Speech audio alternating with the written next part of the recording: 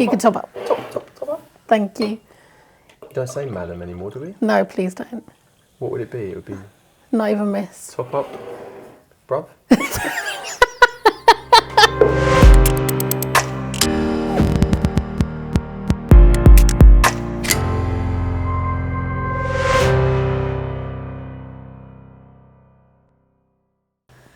I've been telling a few people that I was going to talk to you, and I try and remember your job title or what you specialise in. Yeah. And I often just get it wrong. What do so you I'm say? not going to try. What do I say? Recently, I realised, or through our discussion, the best way of describing it is to say what you do. Like, you help people turn their side hustle into a full-time business and transition away from their regular job. Yes. Whilst also looking at or being an expert in energy management. Yeah, well done. Okay, but that's not Just your job. record that and play that every time. I think if I was to create a business card, there'd probably be two versions. So one is the corporate side, exactly like I was saying, so learning and development, helping businesses set that side up, but also helping leaders with coaching if they need anything, that aspect. Then there's the other side where I work directly with smaller businesses and smaller clients and coach them on how to grow their side hustle to a space that they can quit their corporate job. People have been reassessing, haven't they? Yeah, definitely. And actually picking up other things, which they hadn't had the time to before. I think that links with the other side, you know, the full-on umbrella piece for my business, which is energy management. So when I talk about energy management, I talk about the pot of energy that you wake up every day with and how you spend that throughout the day. Yeah. So it's like a pot of cash. So you spend 20 quid in the morning getting ready, you spend another 30 quid, but you only have a finite amount. Yeah. So when people talk about energy, they find spaces where it replenishes their energy because they're motivated to do something, but that motivation can run out. So I think that when it comes down to that energy management piece, it really pulls in together the aspects of what I do and the focuses that I bring. Yeah. Just quickly, actually, because we've discussed energy and energy management before, I had some sessions with Jags, and actually I had a few epiphanies of my own. But what about diet and nutrition? Yes. Okay, so that's obviously part of it as well. Yeah, so that all plays a part in it. I'm not saying I'm a specialist in those areas, but I definitely help people understand that it plays a part in their day-to-day energy. And actually, I'm just sitting here thinking about it, and I was like, oh yeah, the food, the people you talk to, the time of day, the job you're doing, what an ecosystem that is. It's huge. I was thinking here, like trying to even sort of look into that. I already don't have the energy. Yeah, I know. It's because you think, like, so many people, especially now because everything's opening up, so many people are asking people, oh, let's go for dinner, let's go out, let's meet up. And it's usually evenings and all of that, or it's weekends where you want to, refresh. So I think it's now that you've had in certain places, the people who may have had the privilege and the luxury of having a safe space during COVID, in those spaces, you may have found a sanctuary for yourself. So you may have found that you got used to your own company. Yeah. And you may actually like it. So I think in those spaces where people are feeling more comfortable alone at home or certain spaces, you just need to consider, because we are social creatures. So we all need that social engagement. So I think when it comes down to that, you need to figure out where can you put that energy to create those social situations, because you need it in your life. Do we all need it? Because there's probably Yeah, we people that talked may about be this, at home that now that are thinking, I love it. well, like it just brings that up in me, like the idea, like when I hear people saying like, oh, they need to get out more, they need to do this, they need to do that, they need to join society and stuff like that. But is it? I think generally you could say we are social creatures, but I definitely think that there are people out there that are happiest when they are not. Yes, and I agree. And I think we've previously spoken about this, where we talk about introverts and extroverts and that sort of side of it. However, we are all an amalgamation of both. So sometimes you may feel fantastic and want to go out and enjoy it, or you may do that most of the time and feel quite comfortable doing that most of the time, and then people label you or you feel yourself as being an extrovert. But we are an amalgamation of both, and so at certain points you will feel like you want to stay at home, you want to have that time to refresh yourself. So certain aspects when it comes down to that energy, when we talk about social interaction, it doesn't necessarily mean seeing your friends or going out or going for dinner. It doesn't mean anything like that. It could just be interacting with your loved ones, your family, your friends, who are your closest core group, who will refresh your energy because they love, care, and it's a safe space for you. That's what we mean. For some. So when I say family, I mean those you have picked as your family. It doesn't necessarily mean blood. Yeah. Oh, okay. Right. Okay. That makes a lot of sense. Yeah. Because I was like, there's definitely some occasions where in my family, and I've just been like, oh man, like I feel so drained. And yeah, I am at a stage in my life where through our conversations and also through CBT, where I'm really recognizing the people that I wouldn't say are good for me, but bring out the best in me or are better for me than others. And you know, you have that analogy of some people are radiators and some people are drainers. Yeah. I don't like that. That's a really drainer is quite a negative word.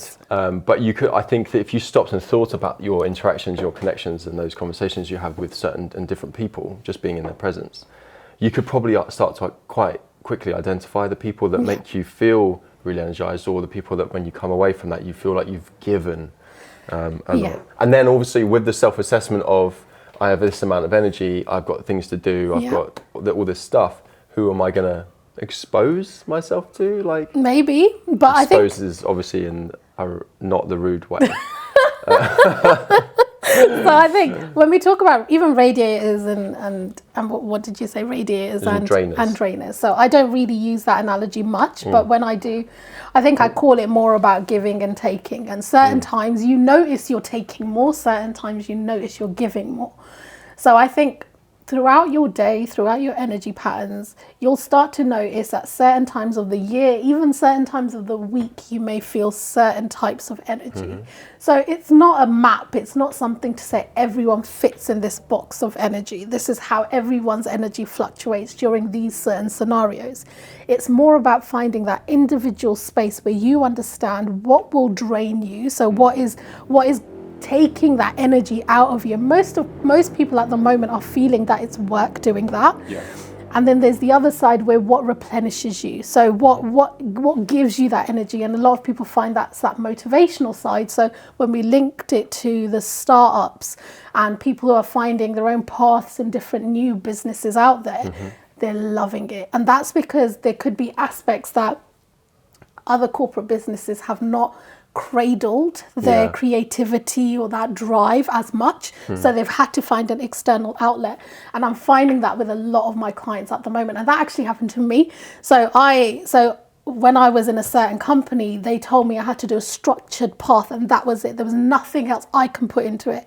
There was no creativity, and I'm an extremely creative person, and I love that, and that's what motivates me. So if I can't do that, I won't be doing my best job. So I had to find a creative outlet, and that's when I started stand-up. So I did stand-up comedy and I did that. Oh my God, did I know this? I did know this. So I did that. I only did that for a certain period of time, only because at that time at work, I knew I needed a creative outlet, and that gave me it. Oh man, so businesses are also formed that way. You know what I'm going to ask you? No, we're not doing it. This is not the time, not the place. No. Oh, okay. That is so cool, though. Right, but that's interesting because it almost is like with the whole lockdown and stuff like that, I've started to realise that soothing came into my life. What is being taken away from us that we can't, and actually that goes that's quite similar in that it's like you need an output for it, or a way to be creative, and you brought that in because you were not getting it somewhere else. Definitely. But you recognise that, and people don't always. Yeah, so I've realised I'm extremely self-aware, and my therapist has told me this as well, that as soon as I know I need to adjust, I adjust. And so I think because of that, I think that's what's helped me in my life, and that's only because I've been through my background. So my background, the way my family treated me, the way my friends have been around me, that all created who I am today. And I think that has helped me become extremely adaptable, because I love jumping into new projects, new people, and all of that sort of side of it.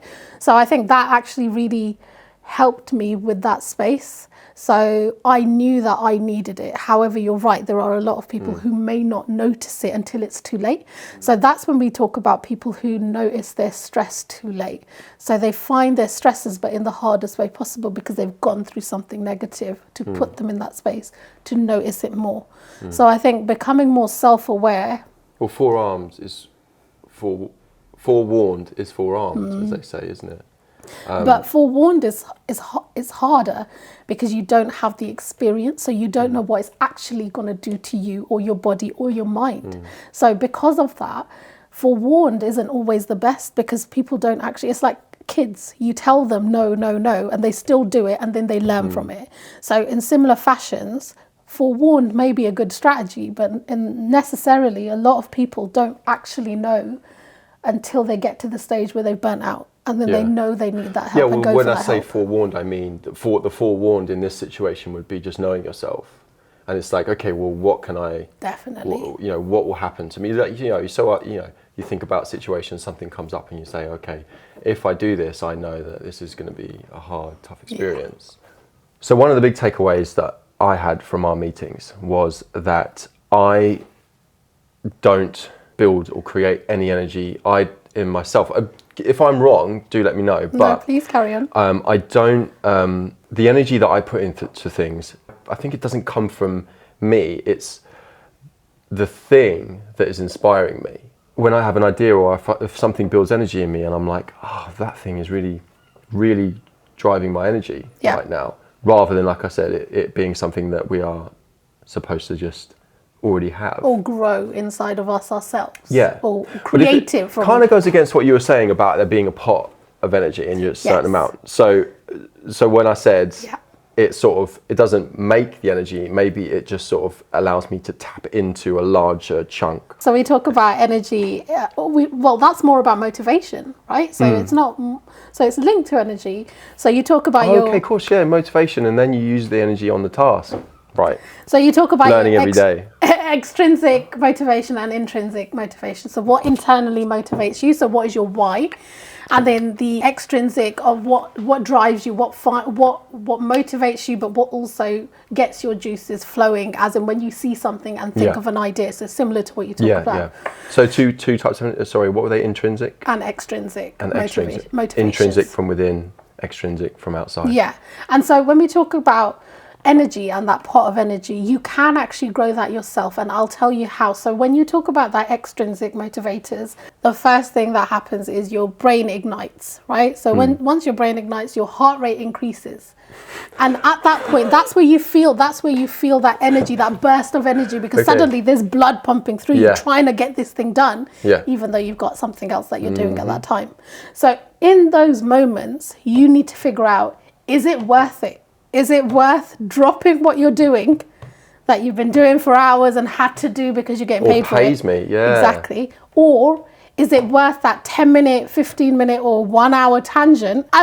So I'm like a magpie. So anything I see, I will naturally just flit away with. Yeah. So I think that also is really bad for me in full-time corporate jobs, because I'll get bored. I get bored so easily, and something else will suddenly attract my attention. You know what you were telling me about extrinsic? Yeah. I think I'm 80% extrinsic. Literally, I sometimes do this, and I don't like doing it. I know it's a joke, but I describe myself as having a bit of a squirrel brain, and I see things, and I just want to run off and do them, particularly obviously with creative stuff. Yeah. I see so much potential in a lot of things, but so you're like that as well. So in a corporate job, that would be, and it has been, and that's also why I went freelance, because I can dip in and dip out of different jobs as I want, and I can get people in to do the jobs I don't want. So I'm able to do that at this point, and that's something that I'm looking forward to doing more, because then I can then fly with the things that I love. Yeah. And I think that only came from my journey of understanding what motivates me and why I'm here. Yeah. That's a big question, isn't it? So talk to me about that then. Talk to me about the intrinsic side of, energy or motivation? That's motivation. Motivation, intrinsic motivation is, I have a purpose in life, and not a purpose in life, but I want to be at a certain level with my job, or I want to be a father to 4 kids, or is that not? So that's aspects of it. So there's Simon Sinek's The Why, which is the big why, and that's the one thing that drives you forward in life. Don't even go near trying to ask me what that is. I know. We've been through this. Yeah. Okay. In our sessions. Right, okay. However, flashbacks. No, it's good. I think when we talk about whys and intrinsic motivators, they can change. So they're subjective. So whatever you're feeling at that moment, how you started your day, what you've seen on TV, what you've seen on social media, will suddenly change what your motivation is for that day.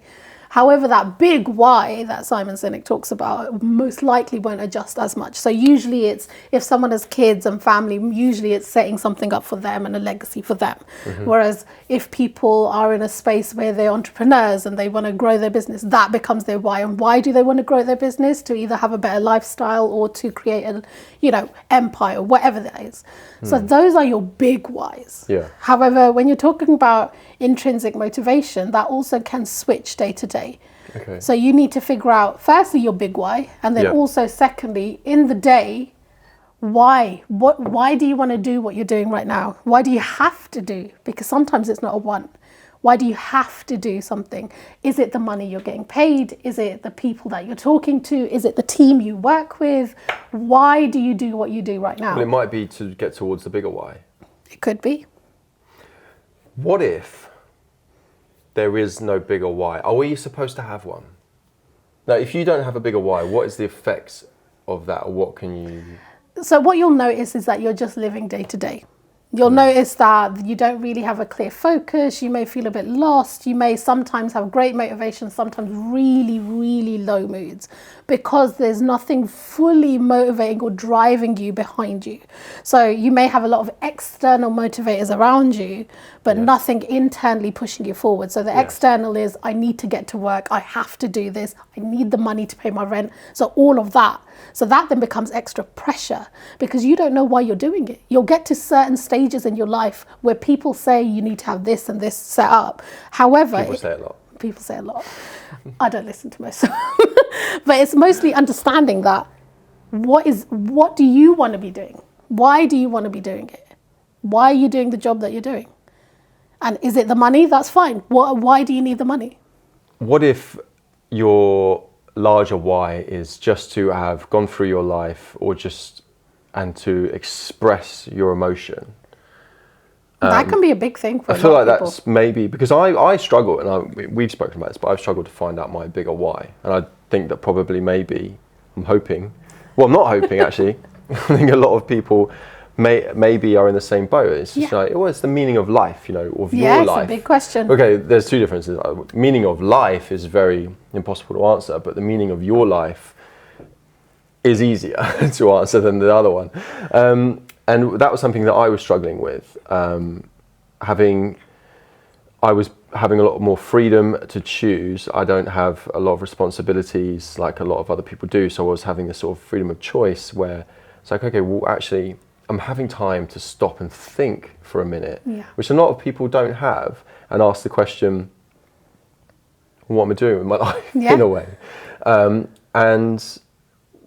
I was struggling to come up with the answer for that. I think that I've got so many short-term extrinsic motivators that, is it possible that my purpose is to just satisfy those? Or do you think that... A lot of them, so I guess motivation all in all will be linked to a certain field, and you'll start to notice a pattern. There is a pattern between those extrinsic motivators. So you need to find that. So whether it's through a therapist or a coach helping you work through those and understanding what could be pulling you in those directions, or whether it's you doing some introspection and taking some time and working through it, utilizing tools such as journaling, utilizing tools such as even meditation asks you to look internally for those aspects. So, you know, you need to find ways to talk to yourself or explore your mind, because that will tell you or give you an idea of why you're doing what you're doing. Without doing that, you're then just going through your day-to-day life without a clear driver. And sometimes that can take you down paths which can be really harmful if you don't understand why you're doing what you're doing. If you question them as well. Because there is an argument that a certain amount of ignorance is bliss. Because there have been times where I've been sitting at my desk working away on something or doing something creative and just thinking, I just want to flip burgers for the rest of my life. But that is, I think about that sometimes. I think that is definitely short-term answer to some stress or something that I'm dealing with. Yeah. So there's stresses that, you know, there's a lot around it, because if you're not ready for that answer, what people who are qualified to do will help you understand is how you can get there at a certain point, whether it's through working with them or whether it's through getting yourself to a certain stage and then exploring it, whether you need to have certain financials in place, whether you need to be physically ready as well as mentally ready. So there may be aspects that you need to pull together before you get to the stage of going full on into your why or your purpose or that bigger question, because sometimes you may not be ready for it. Your life may not be set up for it. So I think there's a lot of pressure, because then as soon as it hits you, like I was saying before, that as soon as it hits you, your mind, your body suddenly race and they want to get to it as fast as possible. But the problem is, if you're not ready for it, then suddenly you'll crash. And that is not what we need.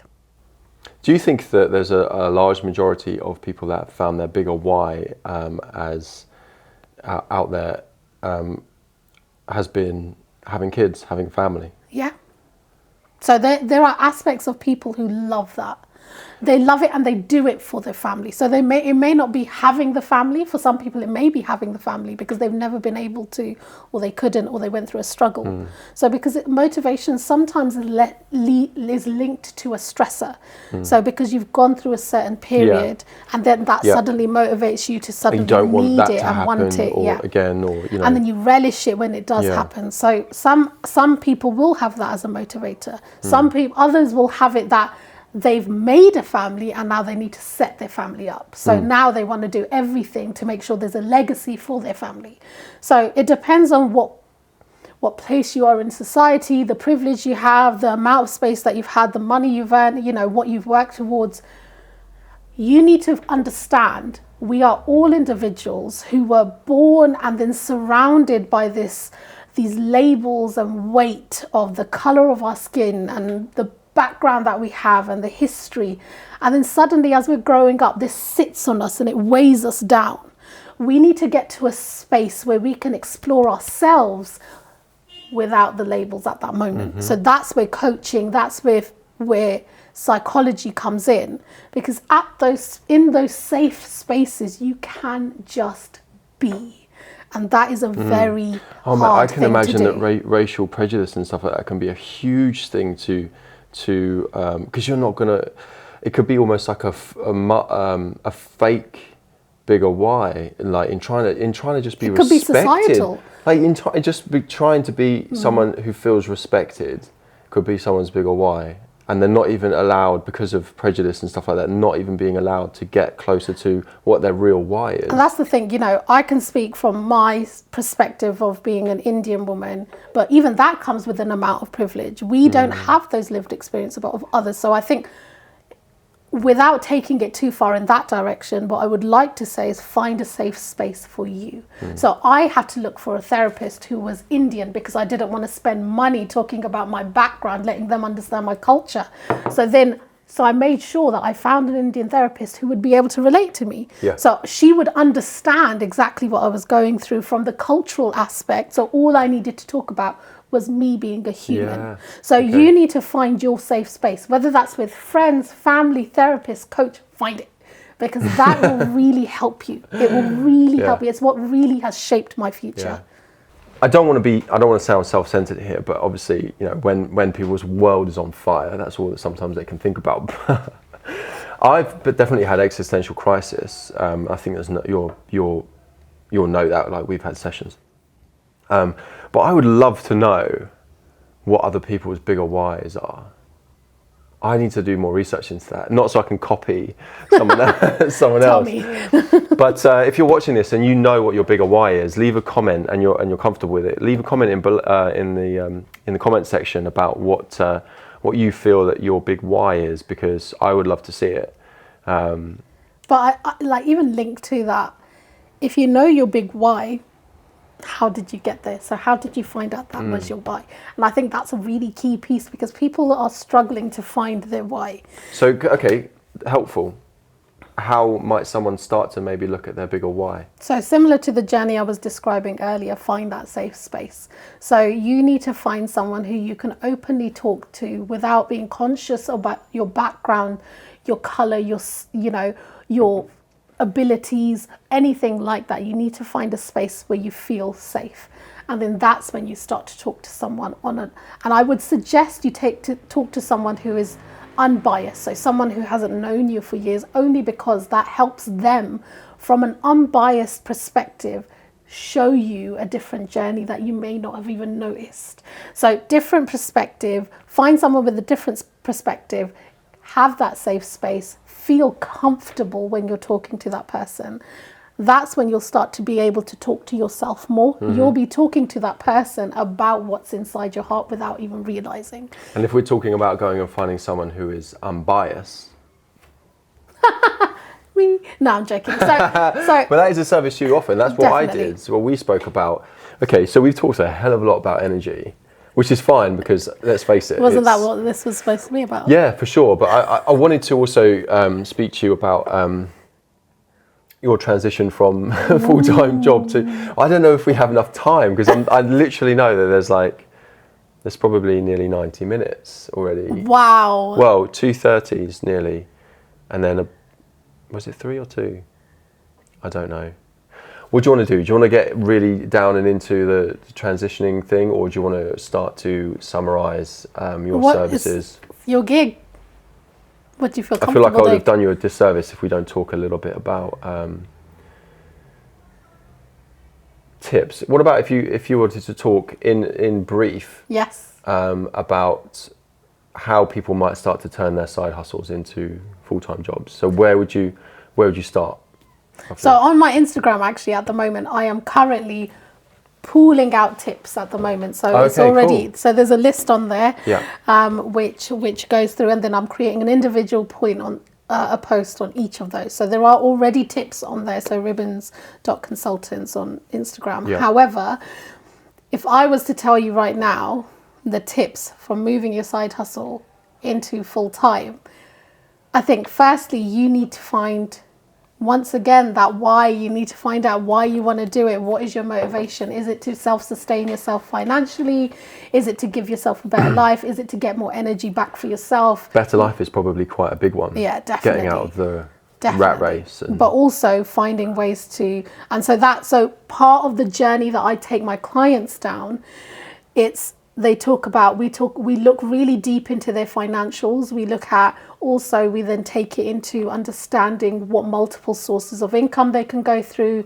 We can find ways of monetizing some of your strengths and also pulling in some of your weaknesses to even it out, to make sure that you're pulling everything up together. But I think the key tips for me is, if you understand your why, and whether that's talking to a professional, whether that's talking to someone you trust, you will then start to see a path go ahead of you. So for me, I try to boil it down to one word, and for me, it's equity. So I want to make sure there's platforms for people who may be in a space where inequality has hit them, to make sure that they're able to get to certain levels similar to other people of privilege. So I think that's something that I'm really focusing on, not just as part of my business, but also as an individual. So how can I amplify those people in a way that we can do? So diversity, inclusion, equity, and I know those are buzzwords at the moment, but they really call to my heart, only because a huge part of it is my lived experience as well from that aspect. So I think understanding your why, boiling it down to one word if you can, will really motivate you to then continue on. I would then at that point talk to a professional, even if it's just one session with them. So a lot of coaches, including myself, do a power hour. You can join them for 1 hour and just talk through what you want to talk through at that moment. And they help you work it through. So whether it's an idea, whether it's a key aspect you want to look at, whether it's an aspect of your life, I would suggest you talk to a coach. If you need to, a psychologist. They will help you get through and break down those barriers that you may have internally. They will also help find you a path if need be. Once you've done that conversation, you'll have a clearer idea of what you can be doing. Whether you continue down that path with them, that's your decision. But also, you'll also, in that space, be able to clarify exactly what they want, what you want to be doing in the future. So I think side hustles at the moment are growing. Bigger businesses are seeing them. So you're starting to see them, but also businesses are scared. You know, a lot of the best part of people are now being put into their side hustles, and they're getting the dregs of people internally because they're not treating, there are corporations that aren't treating people right, and they've had to create that side hustle, similar to the creativity piece for myself. So find out why you've created that side hustle, and is it big enough to push you forward to create that big full-time job? And if it is, reach out to me, reach out to another coach, reach out to someone you feel comfortable with to have those conversations. Brilliant. I literally have nothing else to add to that. It is clear, it's so clear that like this is your passion. Because that was like totally perfect and unfaltered. Yeah. It takes a long time. It takes a long time to get there. Well, you believe in it as well. That's why it comes from within. This is definitely not me just, you know, speaking from my mind. This is speaking from my soul. Jags, thank you so much. You're welcome. Thanks, Matt, for having me. Jags is a radiator for sure. Like literally every time we speak, every time that I see her on Zoom, anytime like that, my face literally just like smiling from ear to ear. I love it. Cheers. Brilliant. Cheers. I've only just got a little bit left. Dregs. Yeah. Thank you very much. I'm going to polish this off. Thank you so much for watching today. I hope that has been enlightening. And if you would like to explore any of the themes or anything, then reach out to at ribbons.consultants on Instagram, or visit www.ribbonsconsultants.com, and Jags will be on the other end of that. So thank you so much. Oh yeah, and also don't forget, like and subscribe. Like and subscribe.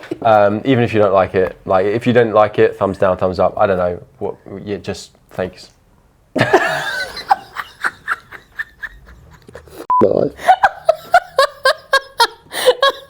This is what I was talking about side. I'm I was like, gonna I leave should have. I'm gonna leave that. It's life, man. Just get on with it.